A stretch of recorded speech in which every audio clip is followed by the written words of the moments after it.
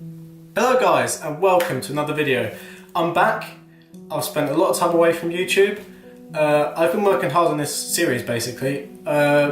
This first episode is the history of Denbigh, and I've got some more episodes after this of the asylum. This episode is purely the history. I felt like I wanted to do this because when you see the exploring video, I want everyone to really understand what exactly it is I'm exploring.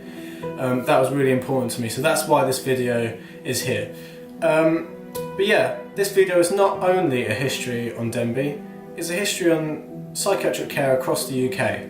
Because at one stage there are over 100 mental asylums in the UK, and most of them, if not all of them, would have used the same methods as Denbigh, and a lot of similar events would have occurred.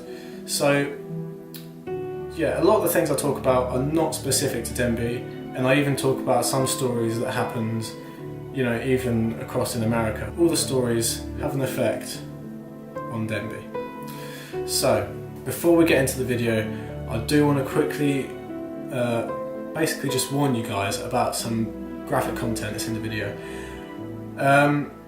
It is quite graphic. It is footage of some of the treatment that used to be done, but I wanted to include it in the video just to make it a little bit more real and to show you guys, you know, what really happened. So basically, if you really do think that that's going to affect you, don't watch it. Skip over that section. The treatment section is what you want to avoid. I'm going to put the time codes down below so you can easily skip through sections at your leisure. But yeah, as I said, please don't watch it if you don't think you'll enjoy it, or if you think it might upset you, because I don't want to upset anyone on this channel. I just want to share with you some history. So yeah, I hope you enjoy the video.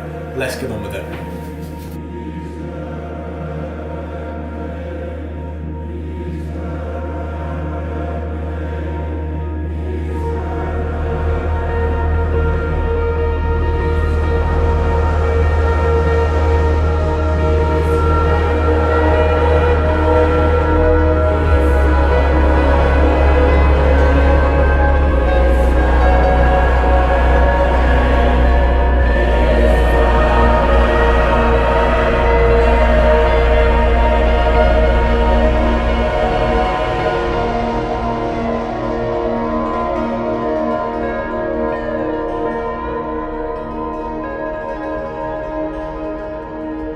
With the Lunatic Act passed in 1808, every county in the United Kingdom was to provide an institute for the mentally ill.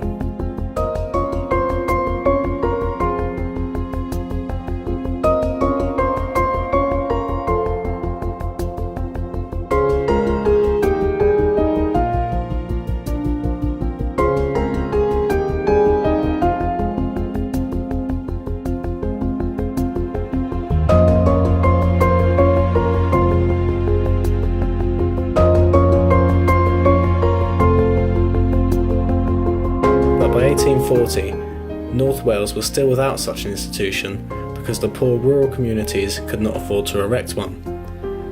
This meant that the most seriously ill Welsh pauper lunatics were sent to English asylums. One such asylum was the Gloucester Lunatic Asylum. The superintendent, Dr. Samuel Hitch, noticed the difficult situation that faced the Welsh paupers in his asylum, which spurred him to write a letter to the Times. This letter forced the Metropolitan Commissioners in Lunacy to investigate the condition that Welsh-speaking lunatics were housed under. The report to the government in 1844 revealed the appalling conditions that were rife in the asylum system. A group of philanthropists from Denbigh had already foreseen the outcome of the report in the meeting that they held in October 1842, which called attention to the need of a hospital for the insane in central or north Wales. In this meeting, an anonymous donor handed over 20 acres of land to the committee. This donor later turned out to be Joseph Ablett of Lambeth Hall. Through public subscriptions, the committee managed to raise £4,600, including donations from Queen Victoria herself, amongst other royals. Despite many complications, construction of the hospital began in 1844. Plans were drawn up by Mr. Thomas Fuljames of Gloucester under the guidance of his friend Dr. Samuel Hitch.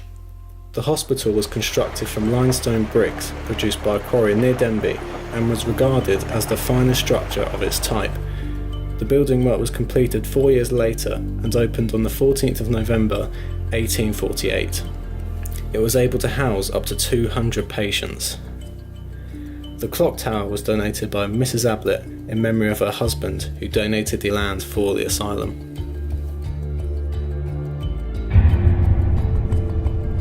Patients were sent to asylums for treatment for a wide range of conditions like postnatal depression, alcoholism, senile dementia, and even infidelity. Many asylums were privately owned, and more patients equalled more profits, so there was very little incentive to discharge. Due to this, Denbigh was under ever-increasing pressure to support its patients and was suffering from overcrowding. This led to a number of extensions occurring throughout its life. The most major extension work happened in 1899. This allowed the hospital to house 1,500 patients at its peak, and it could even offer a wider range of treatments. The reasons that people ended up in asylums in Victorian Britain were often as sinister as the treatments themselves. People often plotted to have family members taken away to the asylum. If a husband wanted rid of a wife, or if there was a rich eccentric relative, they would easily be able to claim that they belonged in psychiatric care.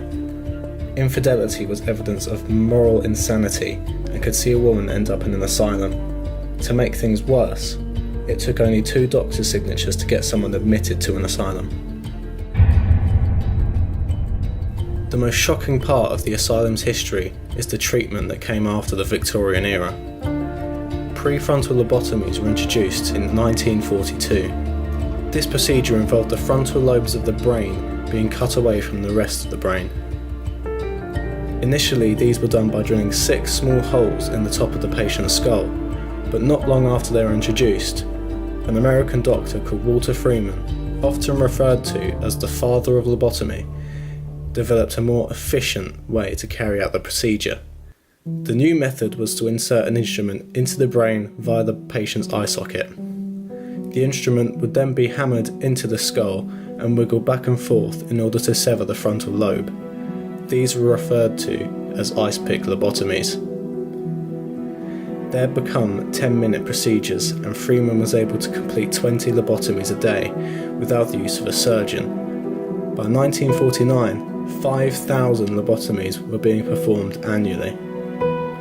The lobotomy was considered a miracle surgery by many. It was designed to calm the patient and remove the bad behaviours. It seemed to cure many people that were mentally ill who emerged transformed. However, many people were often left worse than they were before. Many people felt as if they had completely lost their personality, and others were even left crippled for life or lived in a permanent vegetative state. Freeman became a showman and enjoyed shocking his audiences by performing the surgery through both eye sockets at the same time, creating a double ice pick lobotomy. He even invited the media to watch a lobotomy that ended in the death of a patient as the sharp instrument slipped into the patient's brain. It's reported that he acted indifferently to the death and continued to the next patient to perform the surgery. Electroshock therapy was another treatment that was used at Denbigh. This was invented in Italy in 1938 by adapting electric shock techniques used to stun animals. The electric shocks were applied directly to the brain in order to induce a seizure. It was believed that inducing the convulsions would somehow reduce the psychotic symptoms of schizophrenia. Somehow, this new treatment achieved formidable results and was used to treat other mental illnesses, such as depression. Electroshock therapy was brought to the UK as soon as 1939. Usually a patient was given anaesthetic and a muscle relaxant for the therapy, but in asylums, it was often used to control the behaviour of patients and was usually given in unmodified form. This means without anaesthetics or muscle relaxants. Despite its negative associations, electroshock therapy is still used today to treat severe depression that has not responded to medications. It is now called electroconvulsive therapy. Despite the horrific events happening in the hospital, there are some features that demonstrate that it would be unfair to suggest that it was all about barbaric lobotomies and electroshock treatment. In fact, a lot of the staff believed that they were helping patients, and in some cases, they did. Denbigh became a self-sufficient community with a farm to grow their own food, and even had sports clubs with their very own asylum football team. Formal training in mental illness was carried out at the hospital from 1915. Many campaigned to save this years later. Staff dinners were held in the main hall, and they even had a carnival day. In 1958, a sports and recreation officer was appointed to arrange social events.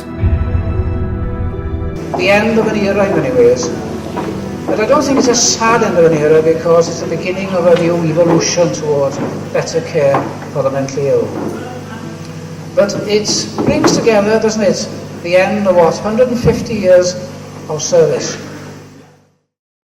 As medical and public opinion turned against Victorian-style asylums, Denbigh was first earmarked for closure in the 1960s.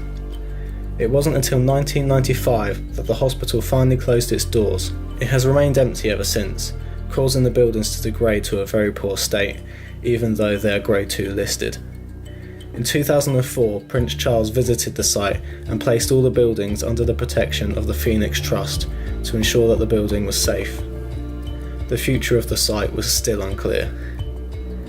In November 2008, the main hall building was completely destroyed in a blaze, which required 50 firefighters to extinguish. 3 years later, in 2011, Denbighshire Council was forced to carry out £1 million worth of emergency safety work. There were a further 2 fires at the hospital in 2017 that led to a wing of the building being demolished. In early 2018, I visited the asylum and documented its network of corridors and the many rooms that have been forgotten over the years of abandonment. On the 4th of April 2018, another fire at the asylum broke out. This destroyed another part of the hospital. Now, a developer has been chosen to take ownership of the site. They plan to turn the hospital into a hotel. Unfortunately, this means that most of the original structure has to be demolished. Other developers had plans that would allow for most of the original structure to be saved, but these were not chosen. Nothing is certain yet, but it might soon be time to say goodbye to the North Wales Lunatic Asylum.